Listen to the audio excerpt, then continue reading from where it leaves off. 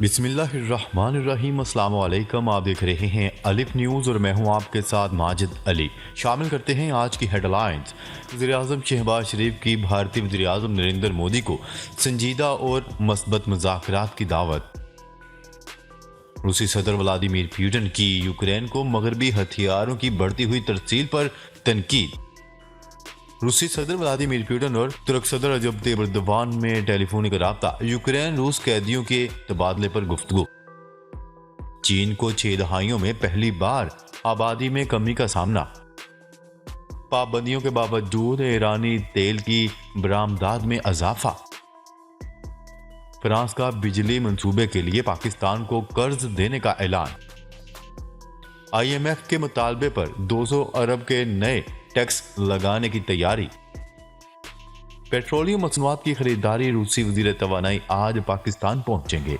पाकिस्तान और दुनिया भर की खबरों से बाखबर रहने के लिए अलिफ न्यूज़ को सब्सक्राइब कर लें।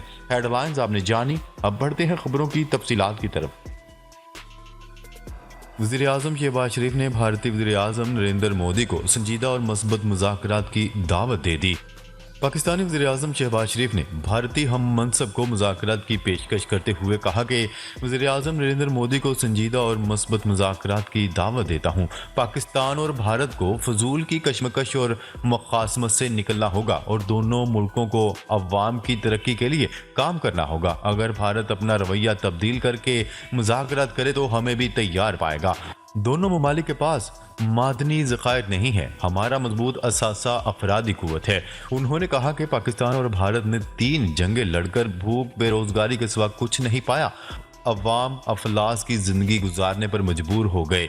अब हमें ये रोकना होगा। लिहाजा दोनों मुल्कों को इख्तलाफात दूर करने के लिए संजीदगी से गौर करना होगा। कश्मीर समेत तमाम मुतनाज़िया मसाइल के हल के लिए मुज़ाकरात करना नागुज़ीर है।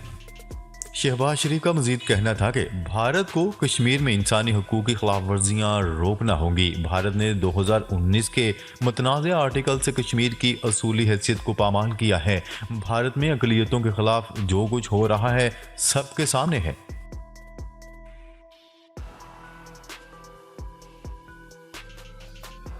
खबर के अगले हिस्से में बात करते हैं। रूस के सदर व्लादिमीर पुतिन ने यूक्रेन को मगरबी हथियारों की बढ़ती हुई तरसील पर तनकीद की। बरतानिया ने यूक्रेन के लिए मजीद फौजी इमदाद का ऐलान किया है और इस मौका पर बरतानवी वजीर दिफा की जानिब से कहा गया है कि इमदादी पैकेज में जदीद मिसाइल सिस्टम, असला से लैस बख्तरबंद गाड़ियां और दीगर असला शामिल है।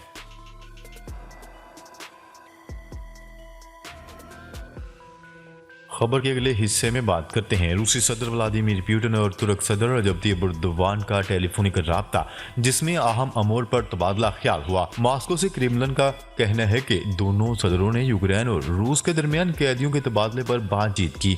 रूसी सदर व्लादिमीर पुतिन के सदारती महल क्रेमलिन का इस हवाले से मजीद कहना है कि तुर्किया के शाम से ताल्लुकात मामूल पर लाने से मुतल्लिक बातचीत की गई। रूसी सदर व्लादिमीर पुतिन ने इस मौका पर यूक्रेन को मगरबी हथियारों की बढ़ती हुई तरसील पर शदीद तनकीद का निशाना बनाया। क्रेमलिन के मुताबिक सदर पुतिन ने यूक्रेन की तबाहकुन पॉलिसियों से भी तुर्क सदर रजब तैयब एर्दोगान को आगाह किया।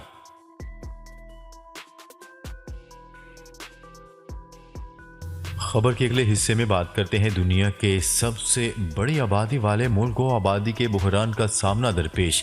चीनी सरकारी आदाद व शुमार के मुताबिक गुज़िश्ता 60 बरस में पहली बार चीन की आबादी कम हो गई। बीजिंग के कौमी अदारा शुमारियात की जानिब से जारी करदा रिपोर्ट के मुताबिक साल 2022 के इख्तिताम तक चीन की आबादी 1 अरब 41 करोड़ 17 लाख 50 हजार रिकॉर्ड की गई, जो कि 2021 के मुकाबले 8.5 लाख कम है। रिपोर्ट के मुताबिक गुज़िश्ता बरस 9.5 मिलियन पैदाइश जबकि 10.5 मिलियन अमवात देखी गई।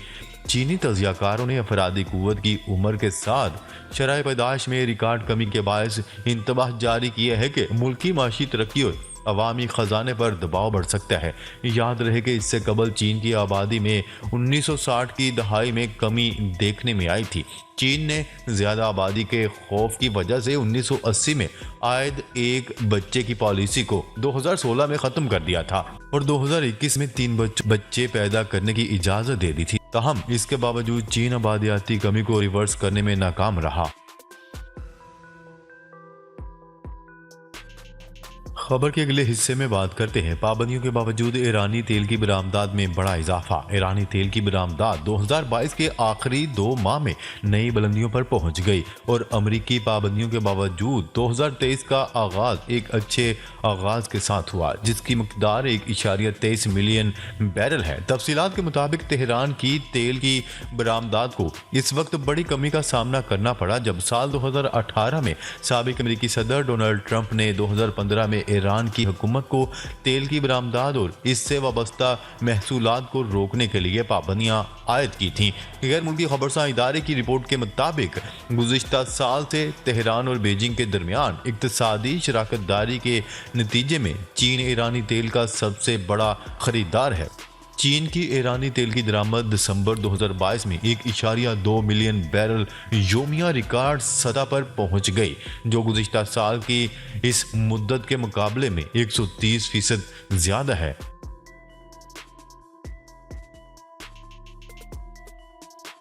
खबर के अगले हिस्से में बात करते हैं। फ्रांस ने बिजली मंसूबे के लिए पाकिस्तान को कर्जा देने का ऐलान कर दिया। फ्रांस बिजली के मंसूबे के लिए पाकिस्तान को 12 करोड़ यूरो कर्जा देगा, जबकि वजारत इक्तिसादी अमूर के मुताबिक मुआहदे पर दस्तखत सेक्रेटरी इक्तिसादी अमूर और फ्रांसीसी तरक्याती अदारे के कंट्री डायरेक्टर ने किए। हुकाम का कहना है कि फ्रांस ये कर्जा नरम शराइत पर फराहम करेगा, जो खैबर पख्तूनख्वा में 128 मेगावाट के हाइड्रो मंसूबे पर खर्च किया जाएगा।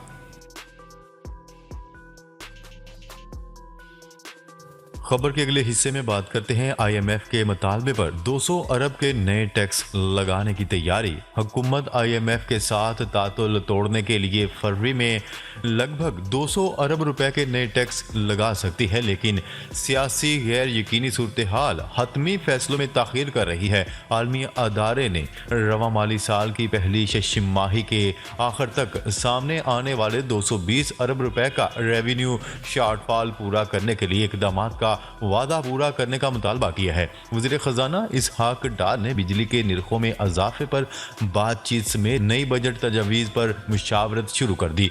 उन्होंने दुबई से वापसी के बाद लाहौर में मुलाकातें की, जहां रियासती असासे मुत्तहिदा अरब अमारात को फरोख्त करने पर पेशरफ्त न हो सकी। इससे कबल हुकूमत का मंसूबा सैलाब-ज़दगान की बहाली के लिए कर्ज 80 अरब रुपए हासिल करने के लिए सिर्फ दरामदात और कमर्शियल बैंकों पर टैक्स आयद करना था। ताहम हुकूमती ज़राए का कहना है कि फहरिस्त को मज़ीद वसअत दी गई है और अब दरामदी और मकामी तौर पर असम्बल शुदा गाड़ियों, मशरूबात और पेट्रोलियम मसनूआत पर कैपिटल वैल्यू टैक्स की शरह में खातर ख्वाह इजाफा किया जाना है। मुस्लिम लीग नून की बढ़ती गैर मकबूलियत के साथ सियासी गैर यकीनी सूरत हाल नए इकदामात करने में हुकूमती हिचकिचाहट की वजह है।